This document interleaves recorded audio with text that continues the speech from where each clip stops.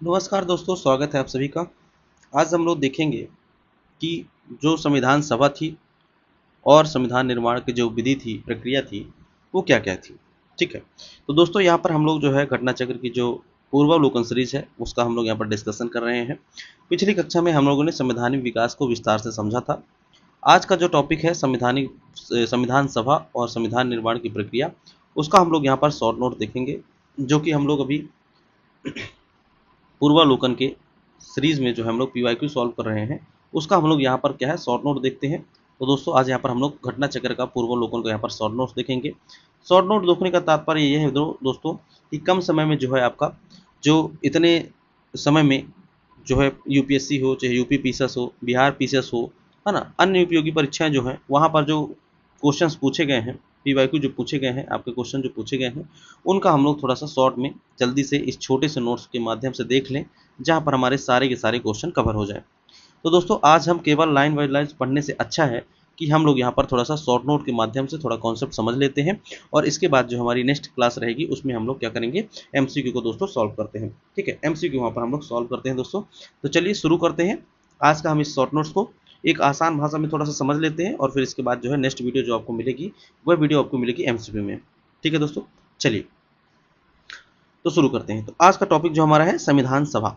तो दोस्तों संविधान सभा का एक कहानी आप समझ लेते हैं, हम लोग एक कहानी समझते हैं कि एक देश है, आज़ाद हुआ 1947 में। ठीक है, आज़ाद हुआ 1947 में। अभी इसके पास जो है संविधान के द्वारा चलना है। ठीक है, अब 47 में तो आज़ाद हो गया, लेकिन अब इसके सामने चुनौती आई भाई कि संविधान सभा जो है इसका बढ़िया से गठन किया जाए। ठीक है, और यह जो है संविधान निर्माण के लिए काम किया जाए। ठीक है, जिससे कि हमारे देश में एक संविधान हो जाए और उसके माध्यम से हमारा देश चले।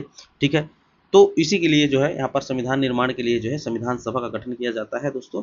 और इसके लिए जो है जो मांग की जाती है जो संविधान सभा की, तो यहाँ से क्वेश्चन जो है बहुत बार पूछे जाते हैं। ठीक है, तो यहाँ पर हम लोग देखेंगे कि संविधान सभा की जो मांग की गई, तो सर्वप्रथम जो संविधान सभा की मांग की जाती है वो मई 1934 में की जाती है एम एन रॉय के द्वारा। ठीक है दोस्तों, तो सर्वप्रथम जो है संविधान सभा की मांग आपको जो देखने को मिलेगी वो आपको 1934 में मिलेगी और एम एन रॉय के द्वारा देखने को मिलेगी। इसके बाद दोस्तों याद रखिएगा कि जो स्वराज पार्टी ने भी यहाँ पर जो है 1934 में संविधान सभा की मांग की थी। ठीक है, तो स्वराज पार्टी ने भी यहाँ पर मांग की, लेकिन सर्वप्रथम यहाँ पर अगर पीवाईक्यू जो हम लोग सॉल्व करेंगे देखेंगे तो यहाँ पर जो हमारा हो जाएगा एम एन रॉय के बारे में हम लोग यहाँ पर जानेंगे। फिर आपका है 1936 का जो फैजपुर अधिवेशन है, यहाँ पर कांग्रेस ने भी इसका समर्थन किया था संविधान सभा का। ठीक है, तो ये भी याद रखना है आपको, 1936 में फैजपुर अधिवेशन में कांग्रेस ने इसकी समर्थन किया था। फिर है कि भारत के संविधान निर्माण का जो विचार है, विचार जो है पहली बार कब आया, तो यह भी याद रखना है आपको कि जब 1942 में कृष्ण मिशन भारत आया, तो जो कृष्ण मिशन द्वारा जो इसको स्वीकार किया गया पहली बार संविधान निर्माण का विचार। ठीक है, तो संविधान सभा की पहली मांग एम एन रॉय के द्वारा, संविधान का निर्माण का पहली विचार जो है आपका 1942 में कृष्ण मिशन के द्वारा यहाँ पर स्वीकार किया जाता है। तो दोस्तों इतनी बातें आपको यहाँ पर याद रखने की जरूरत है। ठीक है, चलिए तो यहाँ से आप लोग देखेंगे लाइन वाइज लाइन्स आपको पीवाईक्यू देखने को मिलेंगे। ठीक है, तो कोई हम लोग एक्स्ट्रा चीज़ यहाँ पर नहीं पढ़ रहे हैं, जो यहाँ पर एग्जामों में पूछी जाती है वो हम लोग यहाँ पर देख रहे हैं। चलिए दोस्तों, अब हम लोग बात करते हैं दोस्तों, ये तो मांग से रही, अब बात कर लेते हैं संविधान सभा का जो गठन रहा उससे संबंधित क्या प्रावधान थे। ठीक है, तो यहाँ पर 1946 में संविधान सभा का गठन किया जाता है दोस्तों, कैबिनेट मिशन योजना के आधार पर। ठीक है, कैबिनेट मिशन योजना के आधार पर, कैबिनेट मिशन योजना के आधार पर 1946 में जो है संविधान सभा का गठन किया जाता है। और इस संविधान सभा में कुल सदस्यों की जो संख्या थी 389 थी, जिसमें से आपके ब्रिटिश भारत की 296 और देसी रियासतों की आपकी 93 सीटें थी। ठीक है दोस्तों, और प्रत्येक 10 लाख की जनसंख्या पर एक प्रतिनिधि को यहाँ पर चुना जाना था संविधान सभा के सदस्यों को। ठीक है, तो संविधान सभा के सदस्यों की जो नियुक्ति होना था भैया, तो 10 लाख की जनसंख्या पर आपको एक प्रतिनिधि चुना जाना था। ठीक है, अब इसका जो चुनाव होता है जुलाई अगस्त 1946 में होता है, और इसके जो परिणाम होते हैं, तो चुनाव का परिणाम होता है कि यहाँ पर कांग्रेस जो होती है 208 सीटों पर जीत हासिल करती है, वहीं मुस्लिम लीग जो है 73 सीटों पर जीत हासिल करती है, और अन्य सीटें यहाँ पर 15 सीटें। तो यह भी आपको फैक्ट याद रखना है, कई बार एग्जामों में क्वेश्चन पूछा गया है। ठीक है दोस्तों, चलिए अब हम लोग नेक्स्ट बात करेंगे कि पहली बैठक वगैरह कब हुई। ठीक है, तो हम लोग आगे वाले में जो देखेंगे, ठीक है, कि पहली बैठक कब हुई। चलिए, तो यहाँ पर हम लोग देखते हैं सबसे पहली बैठक, ठीक है। अब संविधान सभा की जो पहली बैठक होती है 9 दिसंबर को आपको देखने को मिलती है दोस्तों, पहली बैठक होती है और यहाँ पर जो है 207 सदस्य उपस्थित होते हैं। इसमें केवल और केवल महिला सदस्य कितनी थी, तो 9 महिला थी, ठीक है। जब 9 दिसंबर को बैठक होती है तो इसमें 207 सदस्य इसमें शामिल होते हैं और जिसमें 9 महिला थी, ठीक है। यहाँ पर जो है अस्थायी अध्यक्ष के रूप में डॉक्टर सचिदानंद सिन्हा जी को यहाँ पर बनाया जाता है। और जब 11 दिसंबर 1946 को 11 दिसंबर 44 को जब द्वितीय बैठक होती है तो यहाँ पर जो हो जाएगा आपके स्थायी अध्यक्ष नियुक्त कर दिए जाते हैं डॉक्टर राजेंद्र प्रसाद। यही जाकर के भारत के आगे राष्ट्रपति बनते हैं, ठीक है, स्वतंत्र भारत के राष्ट्रपति बनते हैं। चलिए, अब दोस्तों याद रखिएगा कि यहाँ से एक उद्देश्य प्रस्ताव जो है आपकी उद्देश्य का जो शामिल की गई, यहाँ से क्वेश्चन जो है बहुत इंपॉर्टेंट है, वेरी इंपॉर्टेंट है, यहाँ से क्वेश्चन पूछे जाते हैं, ठीक है दोस्तों। चलिए, तो यहाँ पर क्वेश्चन है कि जो प्रस्ताव है आपका उद्देश्य प्रस्ताव जो है आपका 13 दिसंबर को लाया गया, ठीक है। तो 9 दिसंबर को बैठक होती है और आपको 11 दिसंबर को जो यहाँ पर राजेंद्र प्रसाद को स्थायी अध्यक्ष चुन लिया जाता है और 13 दिसंबर को यहाँ पर जवाहरलाल नेहरू जो है उद्देश्य प्रस्ताव पारित कर देते हैं, ठीक है, प्रस्तुत कर देते हैं। और यह जो पारित होता है तो याद रखिएगा 22 जनवरी 1947 को जो है उद्देश्य प्रस्ताव संविधान सभा के द्वारा पारित कर दिया जाता है और आगे चलकर यही जो हमारे संविधान की प्रस्तावना का आधार बनता है, रूपरेखा बनता है, ठीक है दोस्तों। तो उद्देश्य प्रस्ताव से आपको इतना याद रखना है कि 13 दिसंबर को इसमें जवाहरलाल नेहरू ने प्रस्तुत की और 22 जनवरी 1947 को ये संविधान सभा द्वारा पारित कर लिया गया और इसको जो है संविधान में आपको स्थान मिला, ठीक है दोस्तों। तो इतना चीज़ आपको यहाँ से याद रखनी है, ठीक है। चलिए, फिर हम लोग चलते हैं कि ठीक है, चलिए फिर हम लोग यहाँ पर बात करेंगे कि जो विभाजन के बाद का कार्य रहा है वो उसके बारे में।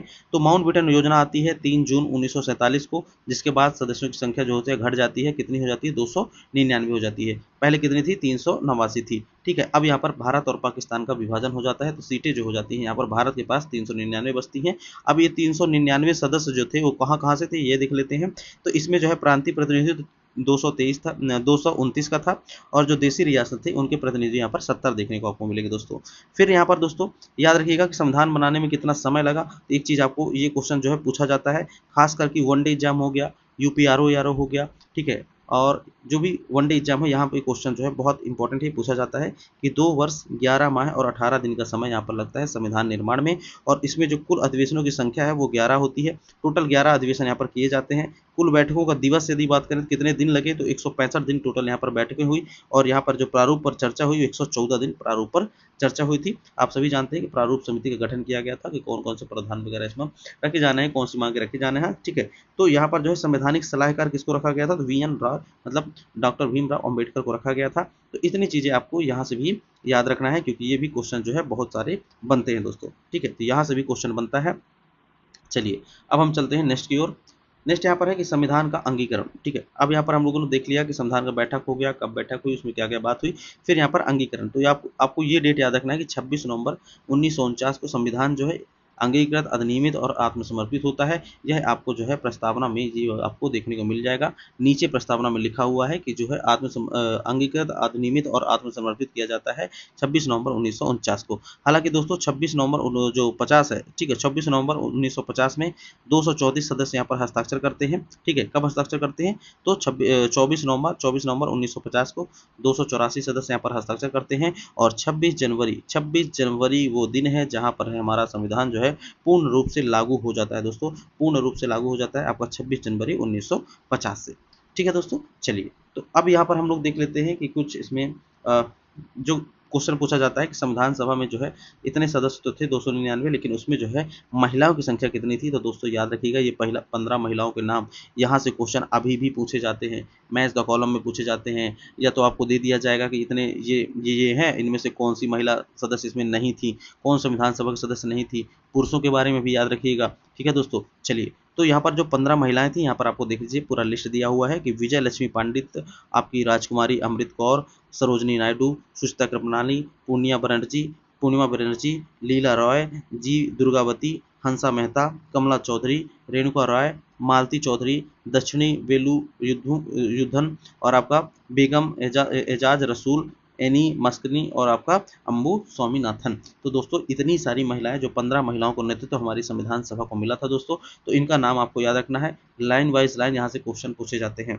चलिए, अब दोस्तों यहाँ पर जो अन्य इंपॉर्टेंट फैक्ट हैं उसके बारे में थोड़ा सा चर्चा कर लेते हैं कि जो परीक्षा में बार बार पूछे जाते हैं। तो दोस्तों हम लोगों ने अभी देखा कि संविधान सभा की पहली बैठक जो होती है 9 दिसंबर 1946 को होती है और इसके स्थायी अध्यक्ष चुने जाते हैं आपके डॉक्टर राजेंद्र प्रसाद, जबकि अस्थायी अध्यक्ष चुने जाते हैं आपके सच्चिदानंद सिन्हा जी। ठीक है, सच्चिदानंद आपके सिन्हा जी यहाँ पर जो है अस्थायी अध्यक्ष चुने जाते हैं 9 दिसंबर को। ठीक है, 11 दिसंबर जो है 11 दिसंबर आपको डेट याद रखना है कि 11 दिसंबर को आपको राजेंद्र प्रसाद जी को यहाँ पर स्थायी अध्यक्ष चुन लिया जाता है।